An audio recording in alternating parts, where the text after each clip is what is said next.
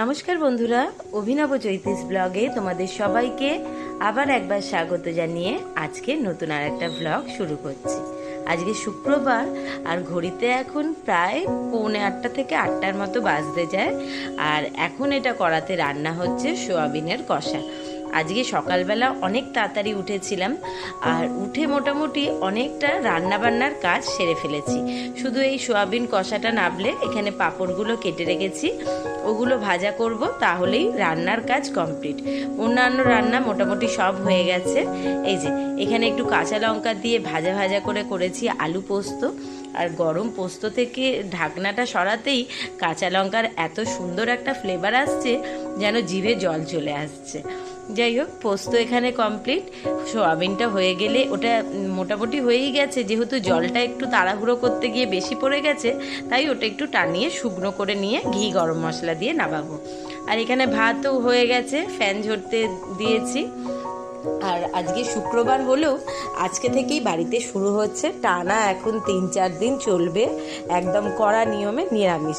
নিয়মটা যদিও আমার, তাতে ছেলে বেজায় অক্ষুণ্ণ, ভীষণ বিরক্ত, কিন্তু কিছু করার নেই। এই যে এখানে করে রেখেছি একটু ঢ্যাঁড়সের ঝাল। বললামই সকালবেলা 7:45-8টার মধ্যে সমস্ত রান্না কমপ্লিট হয়েছে ঠিকই, কিন্তু সকাল থেকে উঠে খুব হুটোপাটিতে রান্না করেছি বলে একটু ভুলভালও হয়েছে। মানে এখানে তলায় রয়েছে বিউলির ডাল, আর ওপরে ওটা ঢ্যাঁড়সের ঝাল করেছিলাম নিরামিষে সর্ষে পোস্ত বাটা দিয়ে, কিন্তু সর্ষে পোস্তটাও পরিমাণে একটু কম হয়ে গেছে, তাই একটু শুকনো শুকনো দেখাচ্ছে। যাই হোক, এদিকে রান্নাবান্না সব কমপ্লিট, শুধু তোমাদের দাদার মতো পাঁপড়টা ভেজে দেবো। রিক যেহেতু পাঁপড় খায় না, তাহলেই হয়ে যাবে। রিক বেরোবে স্কুলে, আর তোমাদের দাদারও আজকে অফিসে কিছু একটা মিটিং আছে, আর সেই সঙ্গে ডিউটিতে রয়েছে, তাই দুজনের জন্যই ঝটপট করে সকালবেলা উঠে রান্না করে দিয়েছিলাম। আর জীবনের সবচেয়ে বড় শাস্তিটা আজকে তোমাদের দাদাকে দিয়ে দিয়েছি। সে ভীষণ বিরক্ত হয়ে ছেলেকে নিয়ে খাওয়া দাওয়া করে বাবা ছেলে দুজনেই একসঙ্গে বেরিয়ে যাচ্ছে অফিস আর স্কুলের জন্য। তারা বেরিয়ে যাওয়ার পর প্রায় ঘড়িতে 2-2.5 সময় অতিবাহিত হয়ে গেছে। না, ভুল বললাম, 2 না, 2.5-3 ঘন্টার ওপর সময় হয়ে গেছে। কারণ রিককে নিয়ে যেহেতু দাদা বেরোবে আর দাদারও বেরোবার তাড়া ছিল, তাই দুজনেই আজকে বাবা ছেলে একসঙ্গে ওই ঘড়িতে তখন 9:15 মতো বাজে বেরিয়ে গেছিল। আর আমি সকালবেলা উঠে কোনো রকমে জামা কাপড় বদলে এসে রান্নার কাজটা শুরু করে দিয়েছিলাম, কিন্তু অন্যান্য কোনো কাজই করে উঠতে পারিনি তখন।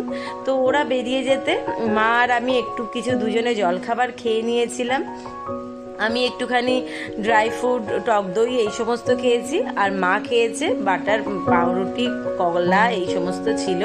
খেয়ে মা গেছে ব্যাংকে, আর আমি এদিকে ঝটপট করে এই সুযোগে অন্যান্য সমস্ত কাজ সেরে নিয়েছি। মানে কটা চাদর মেশিনে দিয়েছিলাম কাচতে, সেগুলো হয়ে গেছে, শুকুর দিয়েছি।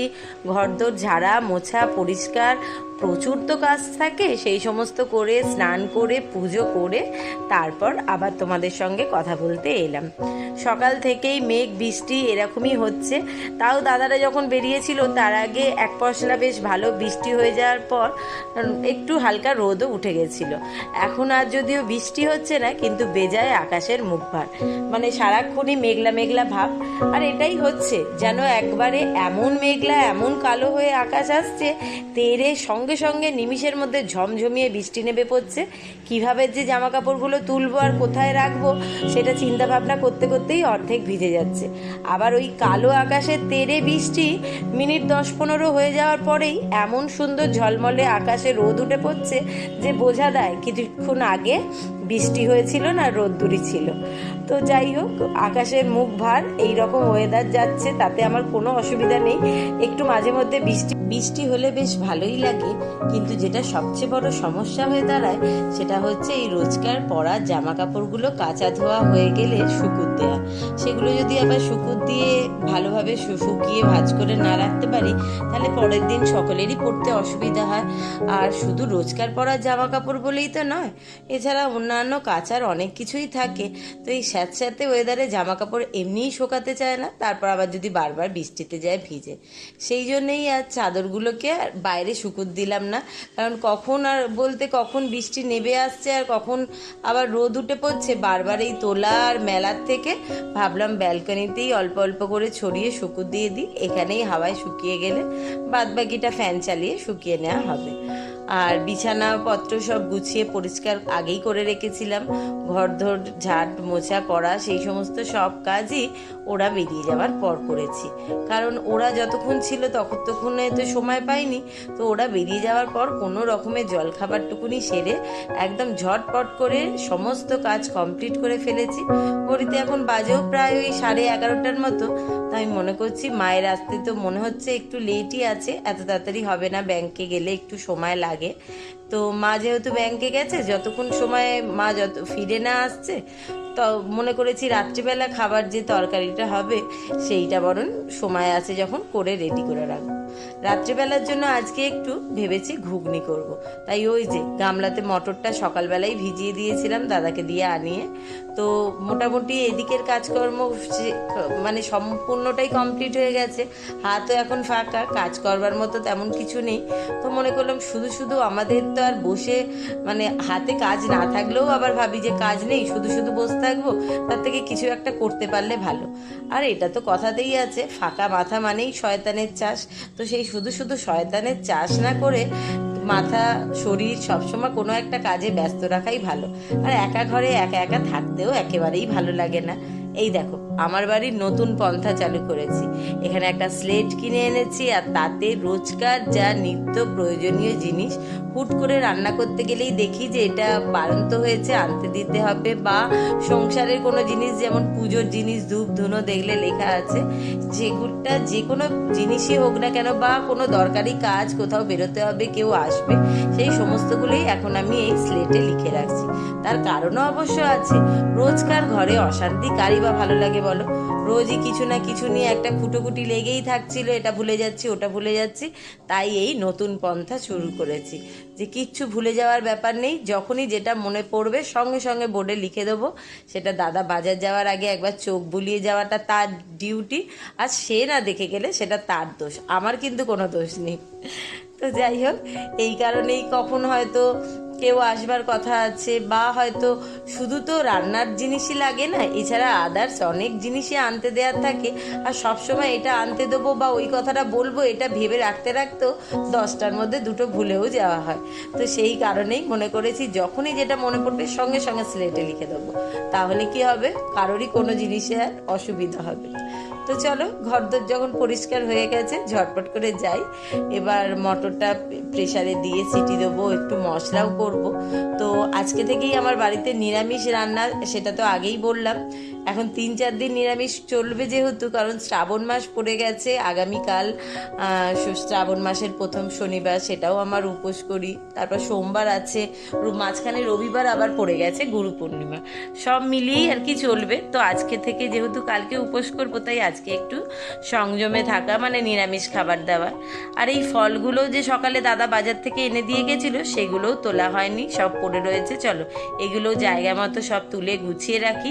এই ফল তো আসা শুধু আমটুকুনি বাদ দিয়ে, সেটাও শুধুমাত্র রাত্রিবেলা রুটির পর একটুখানি খাওয়া, বাদ বাকি বাড়িতে যত যে কোনো ফলই আসুক না কেন বেশি আনলেই আমার চিন্তা হয়, কারণ আমি তো একা মানুষ, আর তো কাউকে এক টুকরো ফলও আমি খাওয়াতে পারি না, কেউ খায় না। তাদের বাবা আর ছেলে দুজনেরই ফলে মারাত্মক রকম অ্যালার্জি, মানে অ্যালার্জি শরীরে নয় মুখে, তাদের খেতে মোটে ফল ইচ্ছা করে না, আর জোর করে আমি খাওয়াতেও পারি না।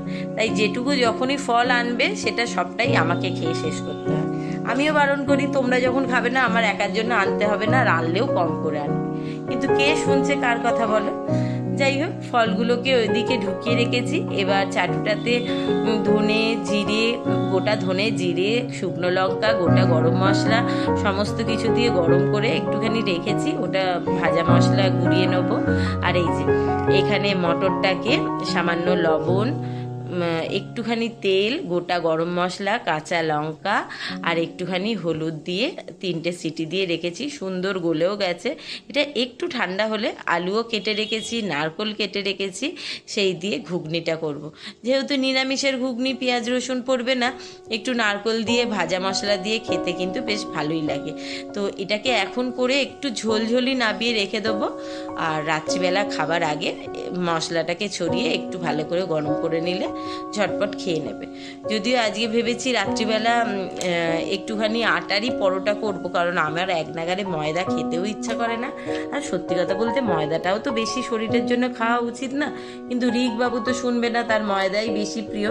সে যতই প্রিয় হোক না কেন, রাত্রিবেলা যেহেতু আটারই ভেবেছি একটু পরোটা করব, তাই ও বিকেলবেলা আসলে ওকে একটুখানি এই ঘুগনি গরম করেই 4টে রুটি করে দেবো। 4টের বদলে হয়তো সে খাবে 2টো কি 3টে, কিন্তু করে রাখবো যদি 1-8টা লাগে।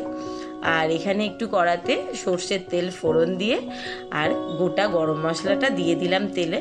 এটা একটুখানি ভাজা ভাজা হলে, মানে মশলাটা থেকে সুন্দর একটা সেন্ট বেরোতে শুরু করলেই আলুটা একটু লাল করে ভেজে নেবো। তারপর নারকেল, টমেটোও কুচিয়ে রেখেছি। যেমন নিরামিষের তো আর কিছু দেবার নেই, বড় জোরে একটু হিং, আদা, এতটুকু।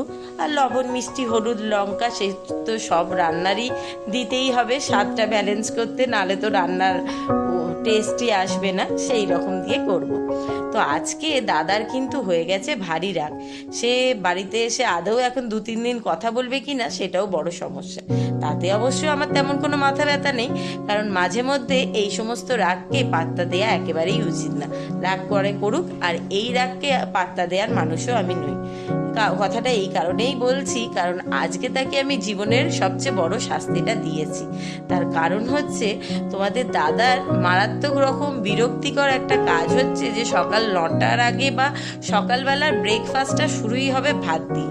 সে কোনো দিনই কোনো রকমেই খাবে না। যার কাছে ভুরি ভুরি যুক্তি থাকে, সকালবেলা ভাত খেয়ে বেরোনো যায় না, ভালো লাগে না, ইচ্ছা করে না, কেউ খায় না, ঘুম পেয়ে যাবে, হাজার হাজার এক্সকিউজ। সে যাই হোক না কেন, আজকে যেহেতু রিকের সকালে বেরোনোর ছিল, স্কুল আছে, আবার সমস্ত নিরামিষে আমাকে করে রেডি করে দিতে হবে। ডিম বা মুসুর ডাল করবার থাকলে অত রিককে নিয়েও চিন্তা করা যায় না। যাই হোক, করে দিলেই সে ছেলে আমার খেয়ে বেরিয়ে যায়। কিন্তু যেহেতু ছেলেরটা করে দিতে হবে, আর আলাদা করে তোমাদের দাদাকেও একই টাইমের মধ্যে জলখাবারটা করে দিতে একটু সমস্যা হবে, মানে সময়টাও তো একটা বড় ব্যাপার, টাইমের মধ্যে করে ওঠা সমস্ত কাজটা।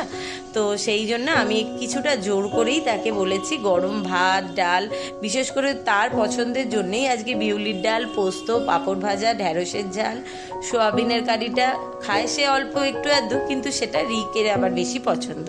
যাই হোক, হয়ে যখন গেছিলো বলেছি অল্প করে 1 মুঠো 1 গাল খেয়ে বেরো, অন্তত একটু খাবারটা তো পেটে থাকবে। আর যেটুকু খাবার তোমার পেটে থাকবে সেটা মোটামুটি দুপুর 2-2-2:30 পর্যন্ত চলে যাবে। তারপর তোমার যা ইচ্ছা হবে বাইরে খাবার কিনে খেলে, যা পারলে, তাতে আমার অসুবিধে নেই। অন্তত সকালবেলা শুধু মুখে বেরোনো যাবে না। আর সেও আমাকে বলছিল ছেড়ে দাও, আমি বাইরে কিছু জলখাবার কিনে খেয়ে নেব। আমি তার কথাতে মোটেই আমল দিইনি। আমার কথাটাই তাকে জোর করে চাপিয়ে একটু অল্প করে 1 গালই ভাত খাইয়ে পাঠিয়েছি। আর সেটাই তার জন্যেই তার এত রাগ। আর সেটাই তার জীবনের বড় শাস্তির থেকে কম কিছু নয়, কারণ সকালবেলা ভাত খেয়ে যেতে হয়েছে, এর থেকে বড় শাস্তি তোমাদের দাদার জীবনে আর কিছু হতে পারে বলে আমার অন্তত এত বছরে জানা নেই। তো যাই হোক, তাকে যেহেতু জোর করে বলে খাইয়েছি, আমার কথা শুনে বাধ্য হয়েছে, মানে আমার যুক্তির কাছে তার যুক্তিগুলো হেরে গেছে, তাই জন্যই সে বাধ্য হয়েছে একটুখানি ভাত খেয়ে যেতে। তাই সে বেজায় বিরক্ত। তো যাই হোক, বিরক্ত হোক, যাই হোক, সবসময় সব বিরক্তিকে যদিও বললামই আগেই আমল দিতে নেই।